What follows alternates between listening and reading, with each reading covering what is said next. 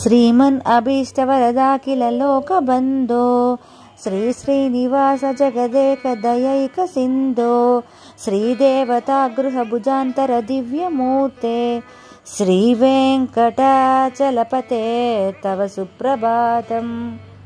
శ్రీమాన్, కోరిన వరాలిచ్చి అభీష్టములను సిద్ధింపచేసే లోక బాంధవుడా, శ్రీనివాస ప్రభు, జగత్తుకు దిక్కువైన దయా సముద్రుడ, శ్రీ లక్ష్మీ నివాస హృదయడ వెంకటాచలపతి ప్రభు, మేలుకో, నీకిదే సుప్రభాతం అంటూ బ్రహ్మ, ఇంద్రాది దేవతలు, నారద, తుంబురు దేవర్షులు, సనక సనందనాదులు, సప్త ఋషులు ఒక్కటిగా చేరి ముక్త కంఠంతో ఆలపిస్తున్న సుప్రభాత స్తుతి ఆలకిస్తూ చిరునవ్వుతో కనులు తెరచి ప్రసన్నంగా వారిని వీక్షించాడు శ్రీనివాసుడు.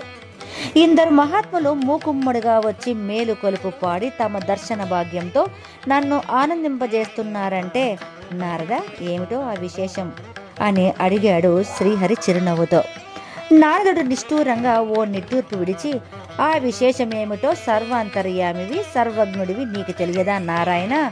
నీ ద్వారా పాలకులని ఈ సనక సనందనాదుల శాపఫలాన్నించి ఉద్ధరించటానికి వాళ్లకు నువ్విచ్చిన 3 జన్మల వరం, ఈ 3 జన్మల్లో నీకు వైరులుగా జన్మించి నీ చేత సంహరించబడి ఆ 3 జన్మల అనంతరం మరలా నీ సన్నిధి చేరుకోవడానికి ఆనాడు జయ విజయులకు నువ్విచ్చిన వర ప్రభావం నారాయణ.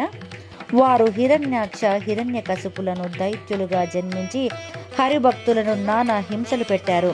స్వర్గాన్నించి దేవతలను తరిమేశారు, పాతాళాన్ని ఆక్రమించారు.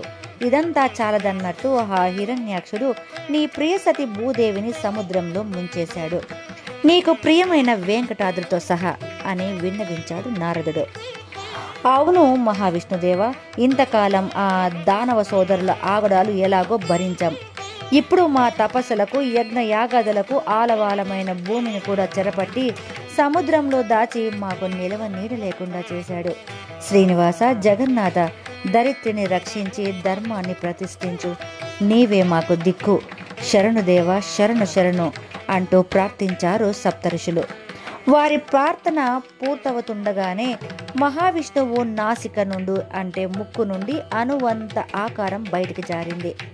అందరూ ఆశ్చర్యంతో చూస్తుండగానే ఆ అణువు వృద్ధి చెంది చూపుడు వేలంత శ్వేతవరాహమై బుడుంగున జారి క్షీర సముద్రంలో పడి మునిగిపోయింది. మరుక్షణం సముద్రాన్ని చీల్చుకుంటూ భయంకరంగా గర్జిస్తూ బ్రహ్మాండమంతటి శ్వేతవరాహం జలాల్లోంచి పైకి లేచింది. ఆ శ్వేతవరాహుని కోరల మధ్య భూదేవి సురక్షితంగా నిలిచి భక్తితో అంజలి ఘటిస్తోంది. శ్వేతవరాహ స్వామి గార్నింపులతో బ్రహ్మాండం దద్దరిల్లిపోతోంది.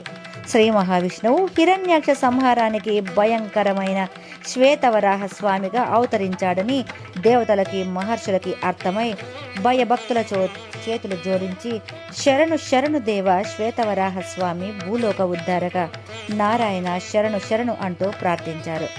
అంతలో, ఓరి శ్రీహరి, నువ్వెన్ని రూపాలు మార్చినా ఈ హిరణ్యాక్షుడి చేతిలో నేటితో నీ పని హరి అని గర్జిస్తూ హిరణ్యాక్షుడు జలం నుంచి బయటకొచ్చి వరాహుని మీదికి లంఘించాడు.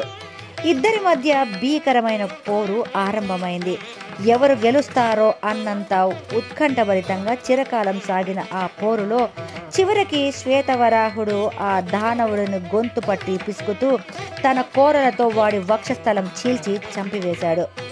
మరుక్షణం భూదేవి సమేత వరాహస్వామిగా దేవతలు పుష్పవర్షం కురిపించారు స్వామిపై, జయ జయధ్వానాలు చేస్తూ.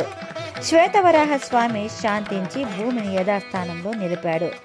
అంతటా బ్రహ్మ చేతులు జోడించి, ప్రభు వరాహస్వామి, జగత్తుని ఉద్ధరించిన నీ పేరిట నేటి నుంచి శ్వేతవరాహ కల్పము ఆరంభమవుతోంది.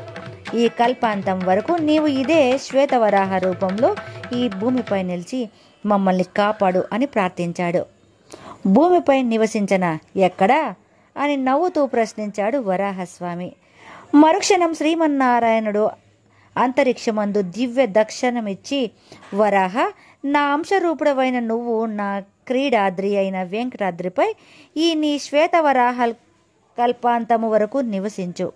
తిరుమలతో వెలుస్తున్న తొలి దైవానికైన నీ పేరిట అది ఆది వరాహ క్షేత్రంగాను వరాహాద్రిగాను భాసిస్తుంది. తొలి పూజ, తొలి నివేదన నీకు సమర్పించిన వారికే నా దర్శనం ఆ గిరిపై లభిస్తుంది అని అనుగ్రహించాడు.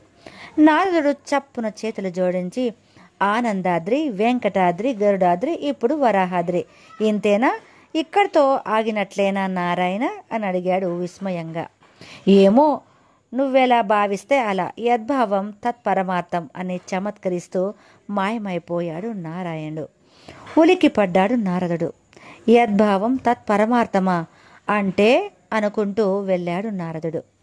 ఓం నమో వెంకటేశాయ.